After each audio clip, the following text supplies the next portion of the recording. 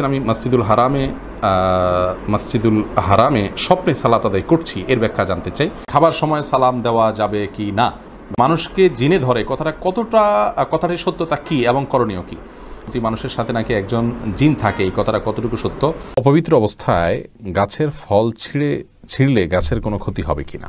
৫ ওয়াক্ত সালাত আদায় করার পরও মাঝে মাঝে নিজের অজান্তে কিছু ভুল বা গুনাহ হয়ে যায়, এদিকে আমার সালাত কবুল হতে ব্যাঘাত ঘটবে? মেয়েদের নামাজ ভাঙতির সময়ে কি কি আমল করা যাবে?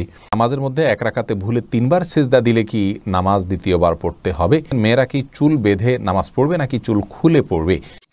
সুজাত হোসেন, আপনি জানতে চেয়েছেন খাবার সময় সালাম দেওয়া যাবে কি না? ভাই সুজাত, খাবার সময় সালাম দেওয়াতে কোনো অসুবিধা নেই। খাবারের সময় সালাম দেওয়া যেতে পারে, সালামের উত্তরও দেওয়া যেতে পারে। খাবারের সময় আমরা সাধারণ যে কথাবার্তাগুলো বলি সেগুলো যেরকম জায়েজ, সালাম দেওয়া একইভাবে জায়েজ রয়েছে, কোনো অসুবিধা নেই। অনেকে মনে করে বা বলে আমাদের দেশে খাওয়া আর নামাজ পড়া সমান, তার মানে নামাজের সময় যেরকম সালাম কালাম চলে না, অতএব খাওয়ার সময় সালাম কালাম চলবে না। এটা আমাদের নিজেদের বানানো হাদিস, কোন হাদিস এরকম কোনো কথা বলা হয় নাই। বরং খাবার খাওয়া অবস্থায় টুকটাক কথাও যেরকম বলা যায়, সালামও দেওয়া যায় আছে। অতএব খাওয়া আর নামাজ পড়া সমান, এই কথা একেবারেই অনর্থক কথা এবং ভুল কথা। নুসরাত জাহান, আপনি জানতে চেয়েছেন মানুষকে জিনে ধরে কথাটির সত্যতা কি এবং করণীয় কি? জিনে ধরে এটা মহাসত্য একটি কথা, কিন্তু আজকে সায়েন্স বা বিজ্ঞান অস্বীকার করে জিনের অস্তিত্বকে। আমরা জানি তারা জিনের অস্তিত্ব স্বীকার করে না। মজার বিষয় হলো যে এই একটা বিষয়ে আমার মনে হয় আল্লাহ রাব্বুল আলামিনের প্রতি ঈমান আনয়ন করার জন্য যথেষ্ট। কারণ জিনের অস্তিত্ব যে আছে, এটা যার বাসা বাড়িতে জিনে হানা দিয়েছে, যার বাসায় জিনের রোগী ছিল, তিনি দিনের আলোর মতো পরিষ্কার হয়ে গেছেন, তার কাছে বিষয়টা মোটে অস্পষ্ট নয়। তাহলে বিজ্ঞান যে সকল সত্য আবিষ্কার করতে পারেনি, কোরআন যা উল্লেখ করেছে সেটা যে মহাসত্য, এটা বোঝার জন্য আমার মনে হয় আল্লাহর প্রতি ঈমান আনার জন্য এই একটা পয়েন্টই আমার মনে হয় যথেষ্ট।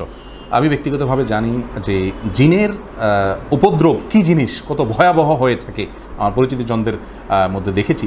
এটাকে কোনো বিজ্ঞান ব্যাখ্যা করতে পারবে না।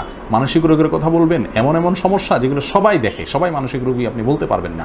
আপনি বাইরে থেকে আসছেন, আপনিও দেখতে পাবেন যে জিনের কর্মকাণ্ড কীভাবে হয়ে থাকে। অতএব এই বিষয়গুলোকে একটা গাছের পাতলা একটা ডালের উপর একজন মানুষ উঠে বসে আছে, বিজ্ঞানে কি ব্যাখ্যা করবে, এটাকে কি দিয়ে ব্যাখ্যা করবে?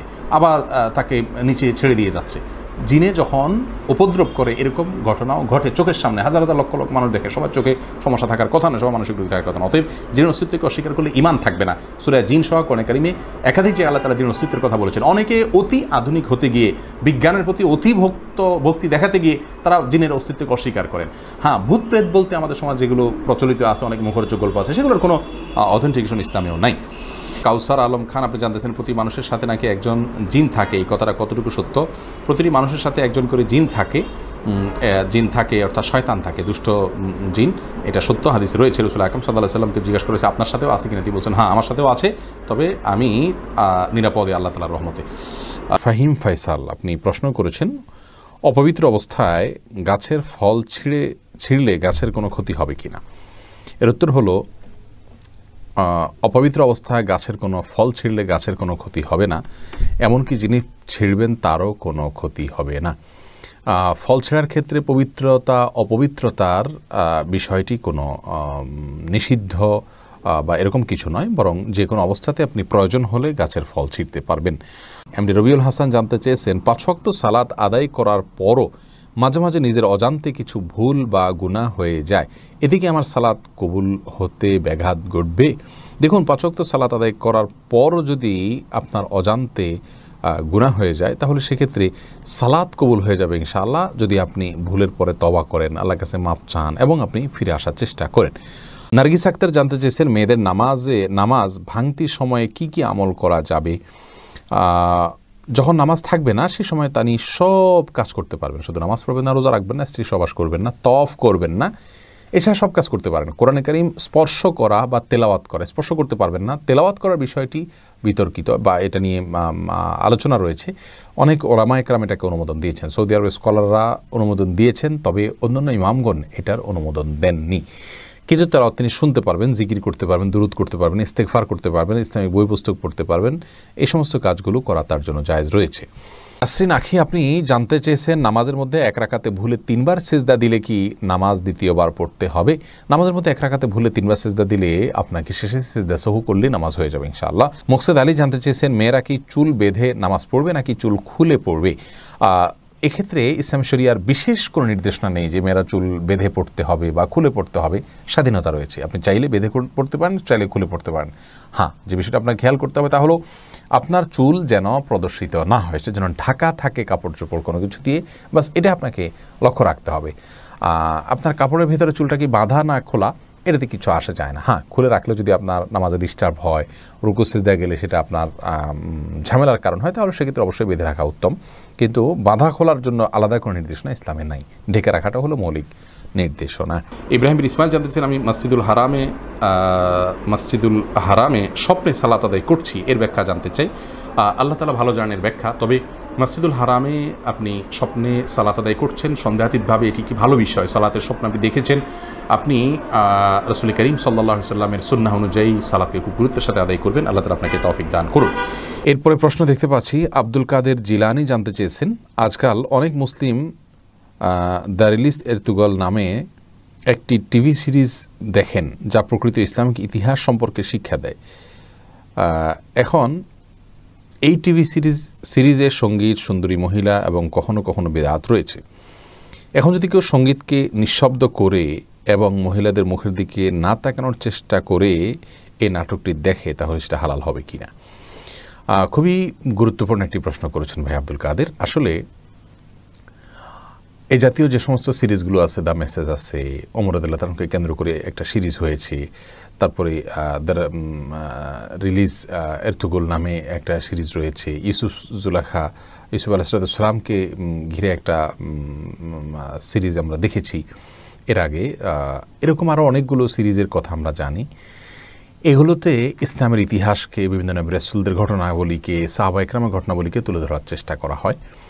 মূলত এই সমস্ত প্রত্যেকটি ফিল্মেরই আপনার অনেকগুলো হারাম উপাদান রয়েছে। যেমন সেগুলোতে পর্দাহীন নারী রয়েছে। পর্দাহীন নারী ছাড়া এখনও পর্যন্ত কোনো এই জাতীয় ফিল্ম যেগুলোর কথা আমরা বললাম কোনোটি বের হয়নি। অর্থাৎ সবগুলাতেই নারীর উন্মুক্ত আপনার চেহারা প্রদর্শিত হয়েছে, যেটা দেখা আমাদের জন্য হারাম। আবার সেখানে মিউজিকের ব্যবহার রয়েছে, গানের ব্যবহার রয়েছে, অনেক দৃশ্য রয়েছে যেগুলো তাওহীদের পরিপন্থী, যেগুলো বেদাতে পরিপূর্ণ।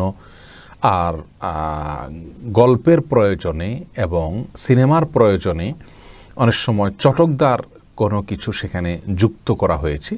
এসব বিষয়গুলো মিলে সংক্ষেপে আমরা এক কথায় বলতে পারি এই ফিল্মগুলো দেখা একজন মুসলিমের জন্য জায়েজ নয়।